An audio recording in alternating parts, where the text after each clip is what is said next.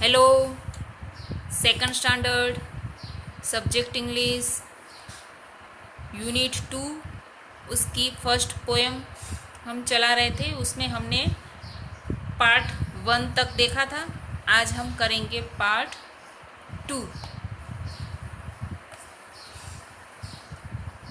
Part 1 में हमने देखा था कि इस पोएम में ये जो गर्ल है ना, ये जो गर्ल है वो ऐसा सोचती है कि अगर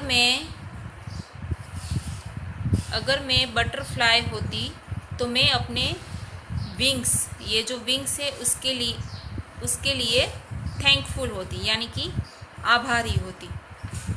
अगर मैं पेड़ पे रहने वाली मैना होती तो मैं किस लिए आभारी होती?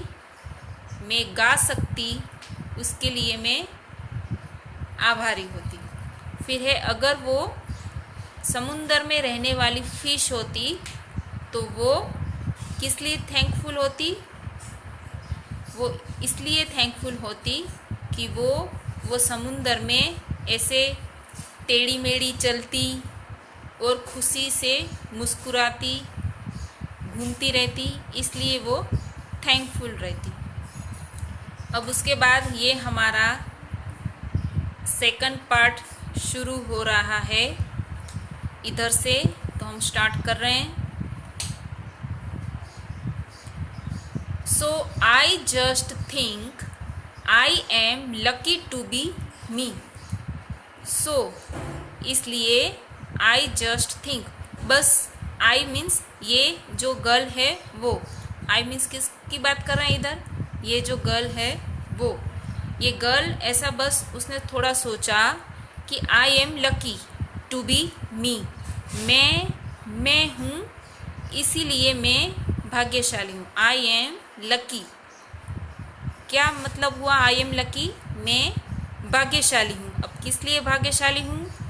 To be me, not you but me.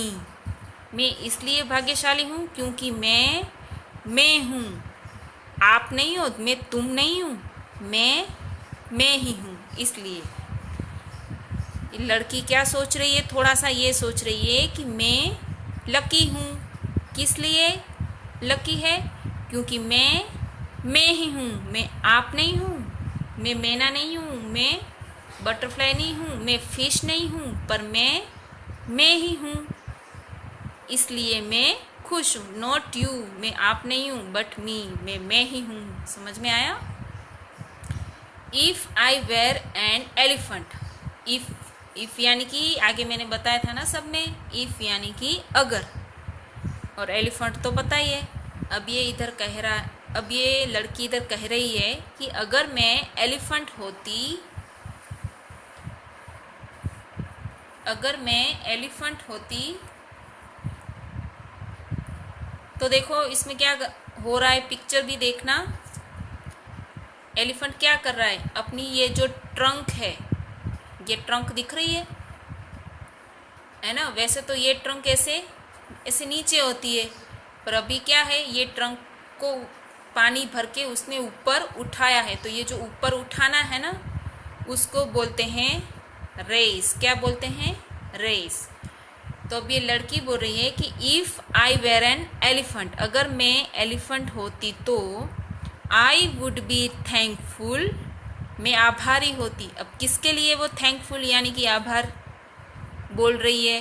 That I can raise my trunk, इसलिए कि मैं अपनी जो ट्रंक है, ट्रंक यानी कि ये वाली एलिफेंट की जो ट्रंक है, अगर मैं एलिफेंट होती तो मैं अपनी ये ट्रंक रेस कर पा रही हूँ, उसके लिए आभारी होती। रेस करना मतलब से ऊपर उठाना, ऊंचे उठाना। रेस करना मतलब ऊपर उठाना, ऊंचे ऊंचा कर रही है ना। ये एलिफेंट जो है अपनी जो ट्रंक है रेस करे यानी कि ऊपर उठा रहा है। इसलिए गर्ल ने सोचा कि अगर मैं एलिफेंट होती तो मैं अपनी ट्रंक को ऊंचा कर सकती, इसलिए मैं थैंकफुल रहती। अब if I were a kangaroo I would try to hop. फिर से आया इफ यानी कि अगर मैं कंगारू होती तो क्या करती? I would try to hop. Try यानी कि कोशिश करना और हॉप यानी कि जंप लगाना। ये देखो कांगारू जंप करता रहता है ना, वो हर बार यही ट्राई करता रहता है जंप करने की। तो अगर मैं कांगारू होती तो मैं हॉप यानी कि जंप करना, मैं जंप करने की ट्राई करती।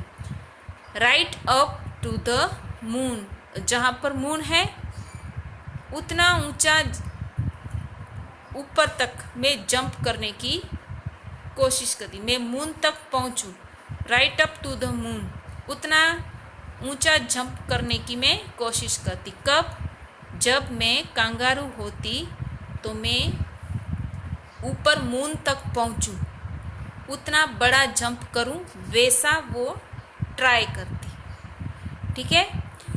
उसके बाद है if I were an octopus, अगर मैं ऑक्टोपस होती। ये रहा ऑक्टोपस, है ना। अगर मैं ऑक्टोपस, ये नाम है, ये जो पिक्चर है ना उसका नाम है ऑक्टोपस। ये जो है उसका नाम है कांगारू, और ये जो है इसका नाम है एलिफेंट। तो अब किसकी बात कर रहे हैं? ऑक्टोपस। तो वो जो गर्ल है वो ये सोच रही है, अगर मैं ये होती यानी कि ऑक्टोपस होती तो आई वुड बी थैंकफुल, मैं आभारी रहती। किसकी आभारी रहती? फॉर माई 8 आर्म्स, मैं अपने 8 आर्म्स, मेरे इसके देखो आर्म्स गिनो कितने हैं। 1, ये 2, 3, 4, 5, 6, 7, 8, तो उसके 8 आर्म्स होते हैं। ऑक्टोपस के 8 आर्म्स होते हैं। तो वे इसलिए ऐसा बोल रही है कि अगर मैं ऑक्टोपस होती तो मैं आभारी रहती मेरे 8 आर्म्स की, यानी कि हाथों की। मेरे 8 हैंड्स हैं, आर्म हैं, इसकी मैं आभारी होती। तो आज हम इधर तक देखेंगे। ये था हमारा पार्ट 2। तो इसका पिक्चर मैं दूंगी, तो जहाँ से जिसका इनकम्प्लीट है पोएम लिखना, वो उतना लिख के कंप्लीट करें। ओके। पार्ट 2 तक पोएम भी सबकी लिखी होनी चाहिए। तो ये थी हमारी पोएम, उसमें हमने इतना और इतना कर दिया है। नेक्स्ट वीडियो में इतना करेंगे। ओके। Thank you student.